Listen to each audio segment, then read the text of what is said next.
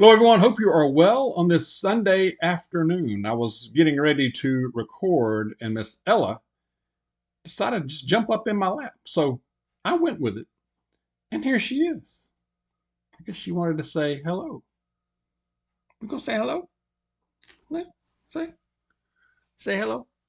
We need some puppy. We need some puppy time today, and these days and times that we're going through right now. Whatever you got, if you got a puppy, a cat, a bird, whatever you got, right? Ain't that right? How you been?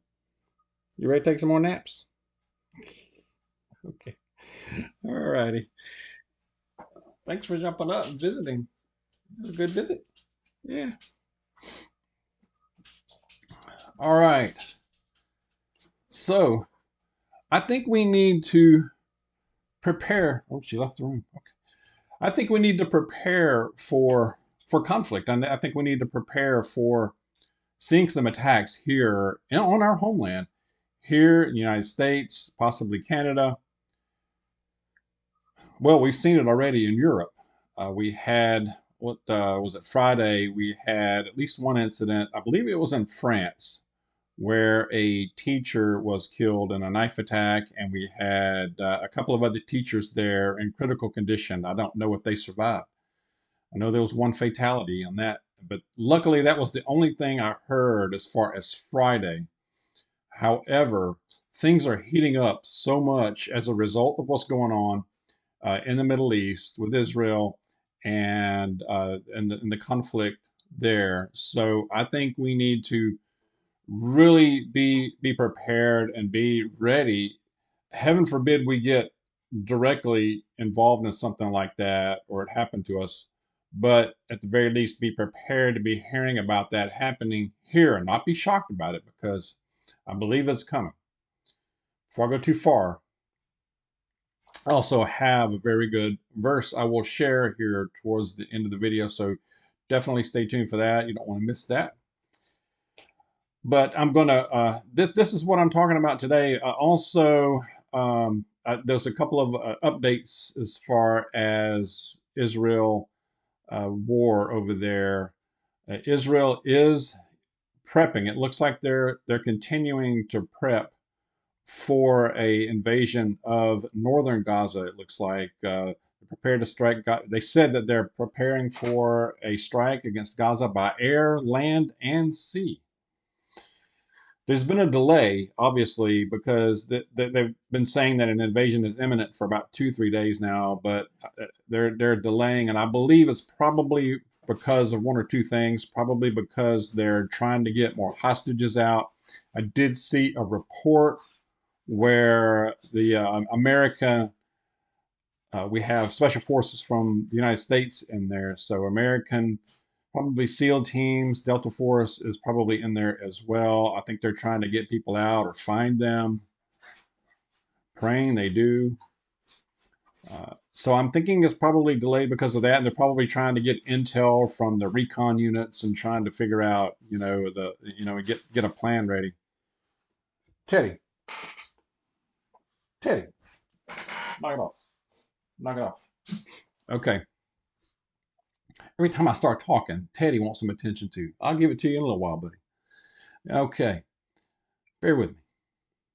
But I believe that's the reason for the delay. I did see a report where, and this is what spurred me on to do this video on this topic, but the FBI, of all people, warned, sending out a lot of ominous warnings, actually, for increased reporting of threats that are coming from either individuals or groups that are threatening attacks here on the homeland, here in the United States, that are related to the conflict going on in the Middle East. They said that they are seeing a lot of signs that someone or group may be mobilizing to commit violence against citizens here. So I think we need to take that serious. Now, yes, it's the FBI, okay? And yes, I do take anything they say with a grain of salt, and my confidence and my trust has just been wiped away by a lot of these three-letter agencies. But In this case, I think we definitely need to listen and just be ready. Okay. Saw another report where the United States has deployed A-10 warthogs to the region over there in the Middle East as well. Now that, some would say, is a sign that some stuff is about to happen for sure and that we will be involved. Doesn't guarantee that we're going to be involved directly, but and if you don't know, an A-10 Warthog is a jet. I think it's technically considered a fighter jet, although it is basically a tank with wings. I mean, if you just search A-10, the A-10 jet or the A-10 Warthog, and you will see it's quite impressive. But it's been used. It was used a lot in the Desert Wars, but it's got a huge cannon right in the middle of it, and it's a tank killer, but it's also used for close uh, ground support for troops on the ground, and it does a very good job of it. So they don't deploy those very often unless some stuff's happening. Okay, I just believe that a conflict is coming. I think that it could be alone. It could be more, single attacks like we saw in France. It could be a coordinated. It could be an attack by a small group that is coordinated. It could be a larger coordinated attack like we saw last, or similar to what we saw last Saturday in Israel across the border. They're going to say, well, Dawg, they're not capable of launching something like that inside the United States. Think again. I believe they are. If you think about how many have come in from the south through the border untouched, they could easily link up. They could have been training for months here, getting ready to launch whatever they're going to do. So that is very possible as well. And I'm not trying to spread fear. I'm not trying to scare you. I'm just saying that I'm just trying to spread preparedness and be thinking about this and have this in mind, and we should not fear, but be prepared. All right. Have that confidence.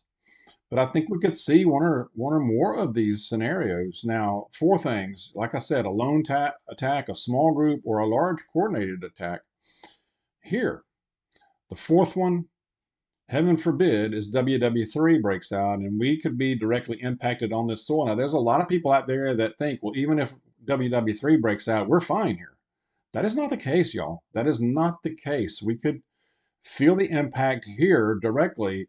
Cyber attack, hypersonic missiles. We would have minutes to prepare for that, if none, if at all. Of course, heaven forbid, a nuke or EMP. So power outages. People would be massive run on the stores, the banks. That could happen quickly, actually, even while we still have power. That would happen, I believe, pretty quick. So think about that. If there's a run on the stores, a run on the banks, are you ready? Are you in a spot to where you wouldn't have to run out right away? I would probably attempt to make a quick strike on one of the stores just to kind of top off, just to kind of grab some things. But even if I couldn't, that's why we prepare. We prepare for a power outage, even if it's just for a couple of weeks or a few weeks or a month. And winter's coming. Personal protection. We talk about this, but I think it's time to really have that. If you don't already, I know a lot of us do, but if you don't, seriously think about that and have it on you, if you know what I mean. And you're like, Dawg, I can't do that. I can't do firearms, whatever. Have something. I mean, even if it's the non-lethal type, have it on you, but know how to use it. Know how and practice and be confident with it. Because if the time comes, we want to be confident enough to where we can use that tool. So that is huge. It's huge. Groups, neighbors. We've talked about this before, but I think it's important to have some type of loose alliance or informal or something, even if not formal, some type of way to communicate, you know?